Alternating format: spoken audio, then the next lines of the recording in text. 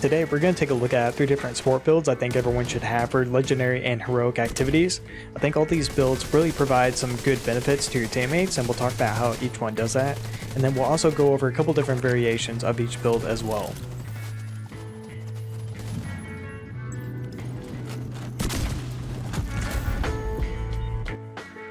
So the first build we're going to look at is a tank build using the Foundry Bulwark gear set.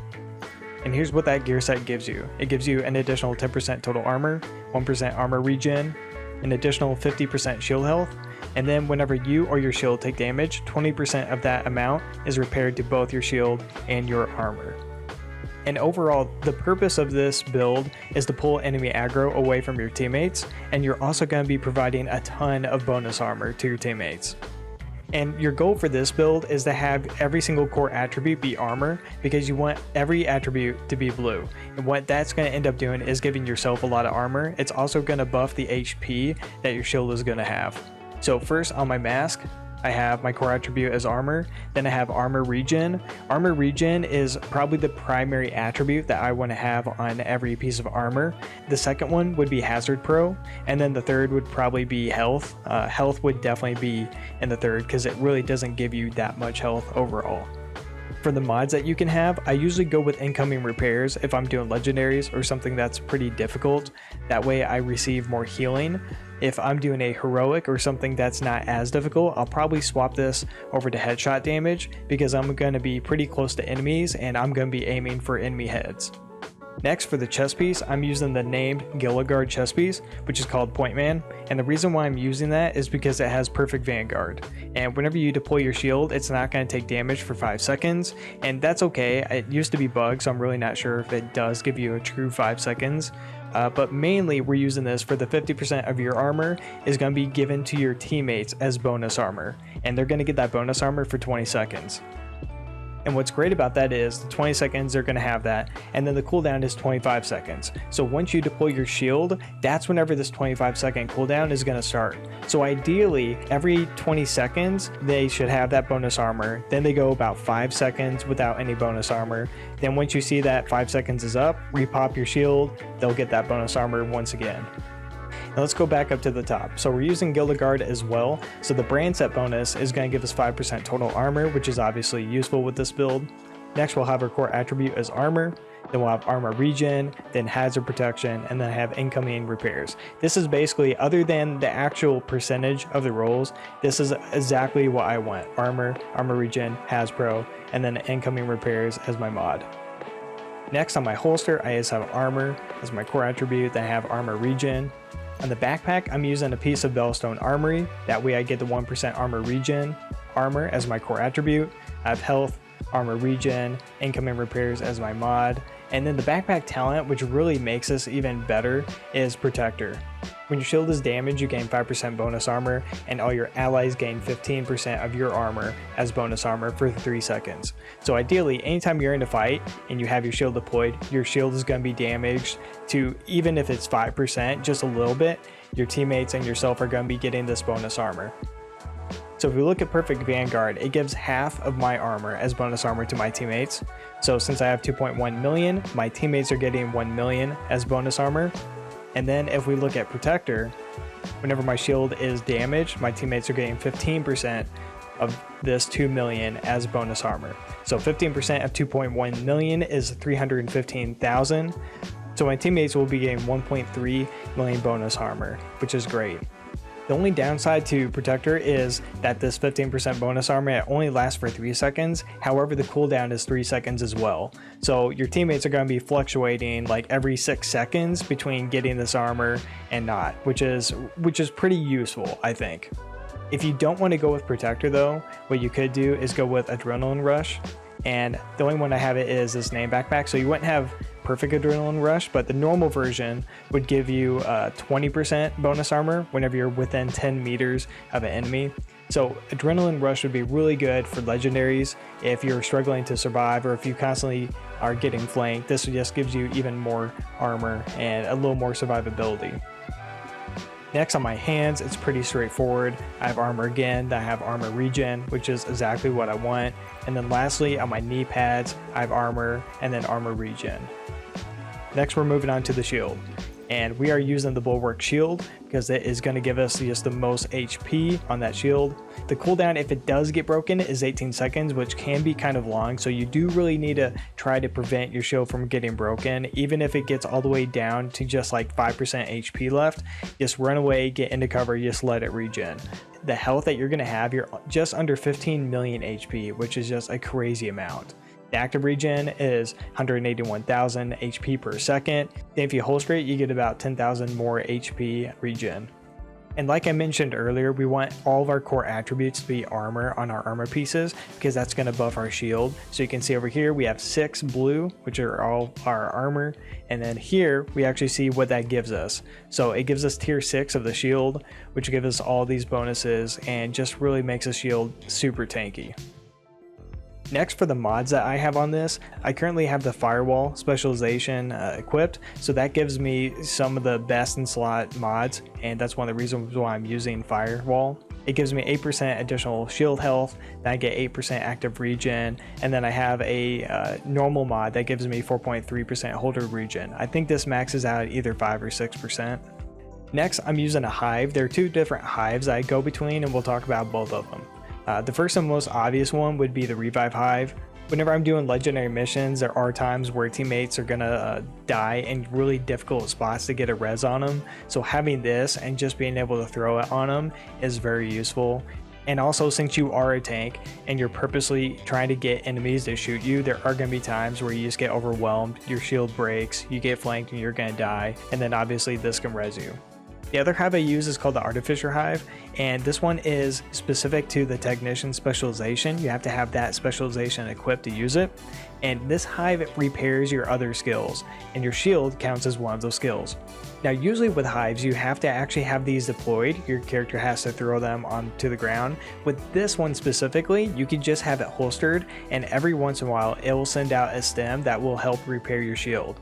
It's not going to do it super quickly, especially if you only have skill tier 1, which is what we have, but it is useful. It does help you survive a little longer. It does allow you to be out in the open and take more fire from enemies. That's obviously useful because then that's more time your teammates can kill the enemies. Play around with both those hives. I would kind of get used to both of them. There are times where one is better than the other, but really I probably end up using the revive hive more just because it has so much more utility.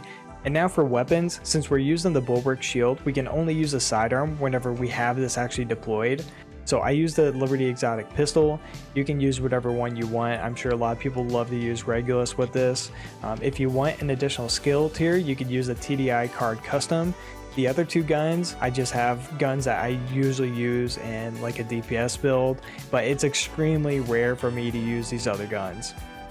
So lastly, let's talk about specializations. As I mentioned earlier, the firewall specialization would be a great choice because it gives you 2 best in slot mods for your shield. It gives you 8% health to shield, and then it gives you 8% active regen for that shield, which are best in slot. Normally in those slots you'd only be able to get 5%, but firewall gives you 8% for those. The other option, which would be really great, would be Technician. It does give you a free skill tier, which is very useful. And then you have the Artificer Hive. You have to have the Technician specialization equipped whenever you want to use the Artificer Hive. It also gives you some nice mods for that as well. So it's going to depend on what hive that you want to have, depending on which specialization you want to use. The next build we're going to look at is a Status Effect skill build using the Eclipse Protocol gear set, and the purpose of this build is to apply status effects to large groups of enemies and continue spreading those status effects. And what that is going to really allow you and your team to do, it's going to crowd control large groups of enemies, and it's going to allow you guys to get free damage on enemies while they're not able to return fire on you. Firstly, the exotic armor piece we're using is the Vile Helmet. It gives me a skill tier, it gives me status effects, Hazard Pro, then I have a skill haste mod on there. The actual talent on there is called Toxic Delivery. Status effects also apply a damage over time debuff for 10 seconds. Then total damage dealt is equal to 50% of your concussion grenade damage and increased by your status effect attributes. So this is increased by the amount of status effects that you have on your armor pieces, so we really want to maximize status effects as much as possible. So this piece has it, and I believe every single piece I have will have that, as well as the actual gear set. So let's look at the actual gear set. What it gives us is 15% stats effects, 15% skill haste, 30% hazard protection, and then your stats effects now spread on kill to all enemies within 10 meters and refresh 50% of the duration. So to start off, we're looking at the actual chest piece. I have a skill tier, I have skill damage, I have skill haste. Why would I have skill damage? That should be stats effects. So on my chest piece, I have skill tier as a core attribute, then I have stats effects, then I have a skill haste mod. Then the specific talent on the chest piece for this gear set, increased indirect transmission range from 10 meters to 15 meters and refresh percentage from 50% to 75%. So that's great. So with this build, I'm going to apply a stats effect. I'm going to kill the enemies that have a stats effect. Once those enemies die, then that stats effect is going to be spread to new enemies, and then it's going to have 75% of that initial, life of the stats effect. And then having this talent is also going to increase that range from 10 meters to 15 meters. Overall, this chest piece I think is really worth using over a high-end chest piece for this build. Next, for the holster, I have a skill tier, then I have skill damage. I think originally I rolled this for weapon damage on here, and then I had to re-roll it back to skill tier, so I can't change this to stats effects, but ideally what you'd want to have here would be a skill tier and then stats effects. So now let's look at the backpack. I'm using a backpack from the Golan Gear brand set because it gives me 10% stats effects, and Golan Gear I'm pretty sure always drops with armor as the core attribute. I don't think I've gotten one to drop with a skill tier, but I could be wrong. But with this one, I had to use my recalibration on the backpack talent because I didn't get the one to drop for me. But the main thing you want on this is to have stats effects on here, get a good skill mod that you have on here. I have skill haste. And then what really makes this is going to be creeping death. When you apply a stats effect, it is also applied to all enemies within 8 meters of your target. So you could argue that this talent is actually better than the tier 4 talent that you get from the gear set. So the 4-piece gear set bonus that we get is your stats effects now spread on kill to all enemies within 10 meters and refresh for 50% of that duration. So the Eclipse Protocol gear set, we have to actually kill an enemy that has a stats effect in order for that stats effect to spread to new enemies. However, with creeping death, we don't have to get the kill. As long as we just apply a stats effect, it automatically is going to go to all enemies within 8 meters of that target. So this is incredibly strong, and this is probably the more meta version of this build. I think this would be absolutely great for legendary activities whenever enemies are just really tanky and you're not going to get a whole lot of kills with your actual stats effects, but this is really going to help you crowd control enemies whenever a new group of enemies is going to spawn in, or if there's a doorway that pops open behind you and enemies just start pouring out. You can crowd control them with this, and it's really going to make life just a lot easier. Next, I have the Eclipse Protocol gloves, where I have a skill tier that have stats effects on it, which is perfect. And then the knee pads, again, I have a skill tier and stats effects. Another version of this build that you could go with is you could swap out the Golan Gear backpack for the Eclipse Protocol backpack. And what that would do is you're going to get an additional 30% damage to enemies that have stats effects. So if I'm running solo heroic activities, I actually like running this one because I can apply a stats effect and then I can swap back to my gun and I'm getting that 30% additional damage to enemies, and it just makes it easier for me to kill things, especially if I'm just playing as a solo on heroic activities where enemies aren't super tanky. And then what I do is I'd swap out my gloves for a pair from the Golan set, and because then I get that stats effect bonus of 10% back from the brand set. Then I have armor on these pieces, and then I have skill damage and skill effects. For the skill damages, you could either do that or you could do skill haste as well, either one, whatever you want to do.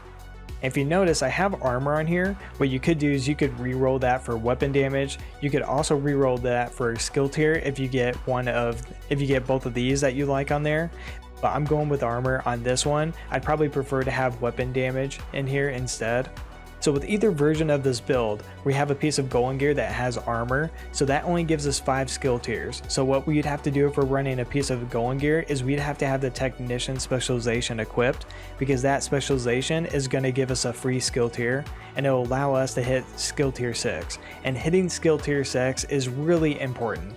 I think you really need to prioritize that rather than having some additional armor or additional weapon damage. So now let's take a look at the skills I'm using. For the hive, I'm going to use a stinger hive, and the stinger hive, it doesn't do a ton of damage, especially if you're doing legendaries or if you're in a group where enemies are going to be a little tankier. What it does is it's really effective at applying the bleed status effect to a wide range of enemies. The range of this is just really big. It only says 10 meters, but whenever you actually see it in action, it does cover like half of a room or the majority of a room. So if you place it well, it's going to be really effective. For the mods I have on here, I have stim efficiency, which isn't anything too crazy. It's a 6% buff, so it's not going to break the bank, but it is, it's additional damage, I guess. Next, I'm using a mod that you get from the Technician Specialization, which gives me 10% duration. Once again, this one is somewhat lackluster. I think these two both don't really matter all that much, but the one that you really want to have is this one, the +4 Stinger charges. That is really going to be a really nice bonus. Out of these three, this is really the only one that you just really have to have. And for these other two, you just choose whichever ones you want, honestly. Then for the second skill that I'm using the Burn Sticky Bomb, and what this is going to do, it's going to explode and have a initial explosion of damage, and then it's also going to apply the burn status effect to enemies. Now for the mods I'm using, the first one I have is a boost to damage. I think 7% is the most that we have here, but I'm not 100%. You also have burn duration. Either one of those are both relevant to the skill that we're using, and you can kind of choose which one you want. I'd like going with damage because if I don't, then I miss out on 85,000 damage to this. And I don't think 4% burn duration is better than 6% overall damage. Then I have 7% duration on the second one. It's good, but it's really not too essential. I think both of these really aren't really going to make or break the skill. You could have neither of these mods on there, and this skill is still going to be really effective. Next, let's talk about the guns. I'm using the Capacitor Exotic Assault Rifle, and I think this is the best weapon to have for any skill build, and the reason why is because the weapon's damage is going to scale off of how many skill tiers that you have. So this build, we have 6 skill tiers, so we're getting the maximum amount of damage from this gun without actually having to build for AR damage. And if you don't have a capacitor yet, a good backup would be a test subject, and this one isn't going to have nearly as much AR damage, but it is going to give you a nice little buff to your skill damage as well, and then you also get a weapon damage bonus. Next, I have a shotgun. This is one I rarely use, but I love having a shotgun as my secondary because it can stagger enemies, and then I have NSYNC on there, so that way I get a weapon damage bonus from using a skill, and my skills actually get a damage bonus as well. And finally, let's look at specializations. There's 2 different specializations I'd be using for this one. So the way that I have it set up right now, since I'm using a Golan Gear piece that has armor on it, I only have 5 skill tiers. So if I'm running this version of the build, then I have to use Technician as my specialization. So that way it gives me 1 free skill tier, and I can hit that 6th skill tier. If you are running a version of the build where you don't have armor and you have your 6th skill tier from just your armor, then you could run the firewall specialization. And the reason why you want to run that would be because right here you have a perk that gives you 20% additional burn duration. We're only using 1 skill that does give us that, but it is really significant. The Burn Sticky Bomb, which does apply that burn status effect. So it's going to give you 20% duration to that burn, and that's obviously going to be very useful. And the third build we're going to look at today is a healer build using the Future Initiative gear set. And with this being a healer build, you're going to be able to heal yourself by using a hive, or you could use the chem launcher. So you're going to have a hive that gives you a really nice wide radius of healing for your teammates just to be able to sit in, or you have the chem launcher where you can either heal yourself, just throw it at your feet, or you can shoot it at one of your teammates across the room and you can heal them very quickly. And it is obviously very useful in a group setting. So let's take a look at the actual gear set.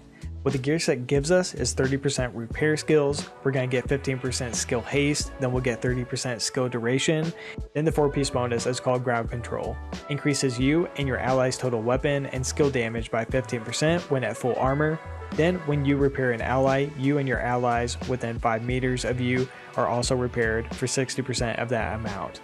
And this 4-piece gear set bonus really makes this build very effective, I think, in PvE and PvP as well. Anytime you're able to heal and you're also boosting your teammates' damage, that can be absolutely deadly in the Dark Zone. And with this build, we do not have very much weapon damage, so being able to get some additional weapon damage from this is absolutely great.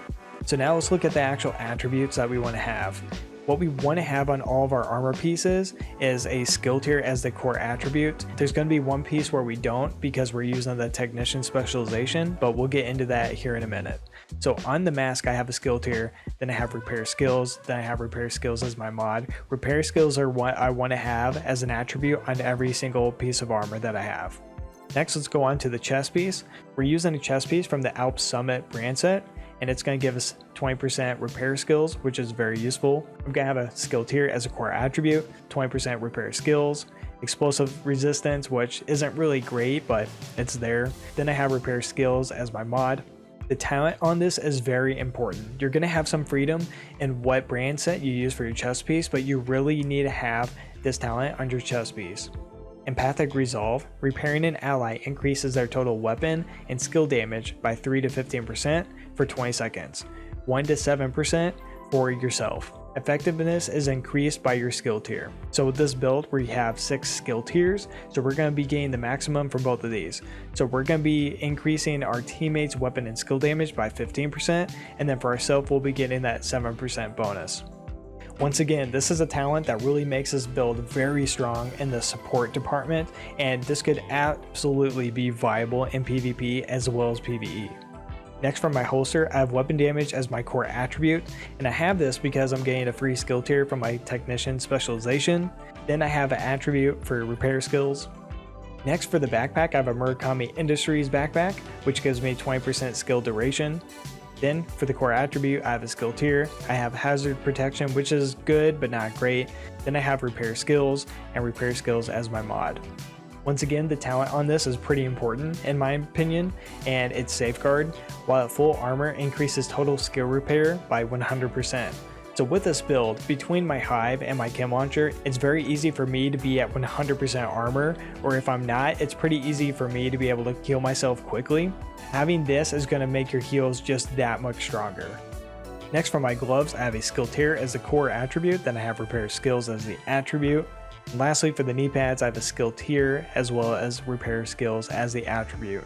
Next, for the skills I'm using, we'll have the Restore Hive for healing, and the range on this is 12.8 meters, and that may not sound like too much, but it is actually huge. On screen right now, I'll have a clip of just what it looks like whenever it's deployed, and most of the time, it's going to cover the majority of the room that you're in, and it's just going to make it very easy for you and your teammates to find some place to be in cover while still being within the radius of this hive and getting a lot of healing.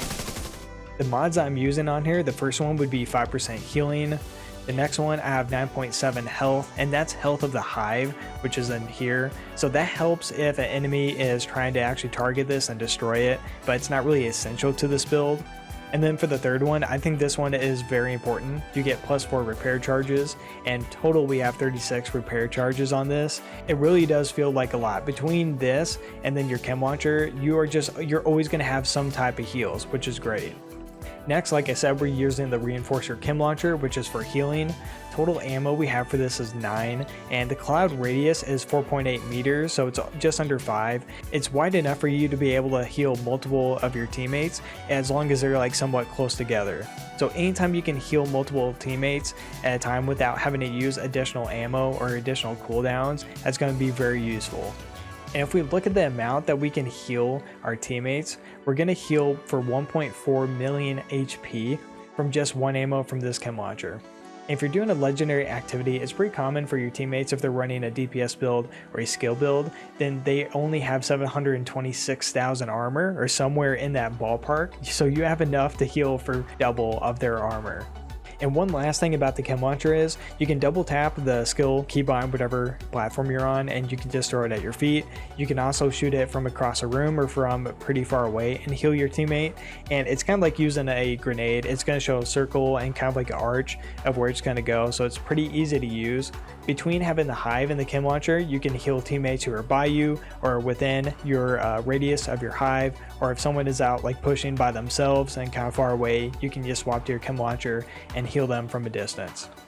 And lastly, for the mods I'm using on here, the first one I think is really essential. It gives you additional ammo, which is very nice. I don't really think that there's anything else in this area that would even really be worth having.